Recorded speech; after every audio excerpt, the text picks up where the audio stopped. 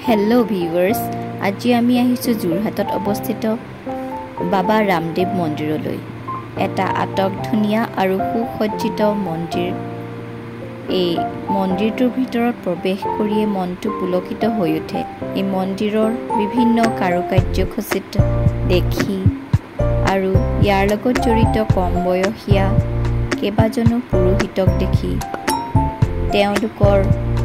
ভক্তি ভাৱ দেখি মনটো সঁচাই আধ্যাত্মিকতাত বুৰ গৈছিল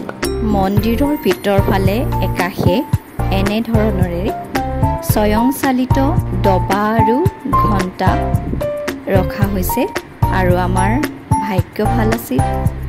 যে আমি সেই আৰতিৰ সময়তে তাত উপস্থিত হৈছিলোঁ আৰু এই আৰতিত ভাগ লোৱাৰ আমাৰ সৌভাগ্যকণ হৈছিল আহকচোন আপোনালোকে এই আৰতিৰ অংশ লওক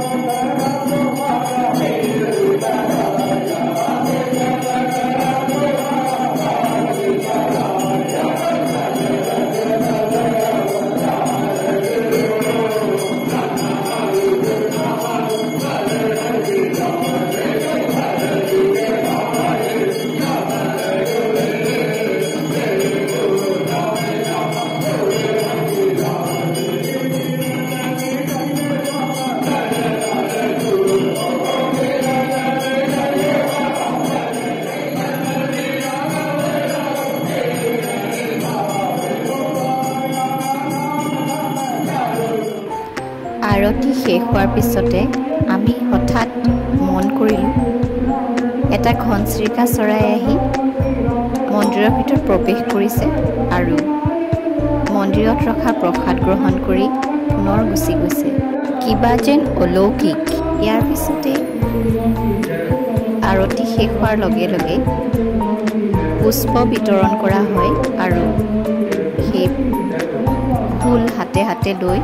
মন্দিৰ প্ৰদক্ষিণ কৰিবলৈ কোৱা হয় সকলো ভক্তই মন্দিৰ প্ৰদক্ষিণ এপাক সম্পূৰ্ণ কৰি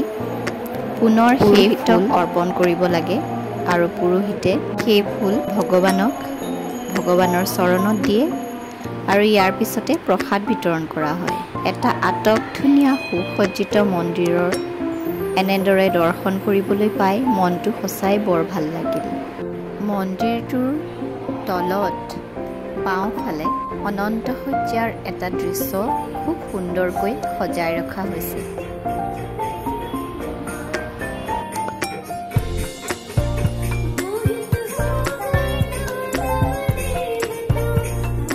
সন্ধিয়া হোৱাৰ লগে লগে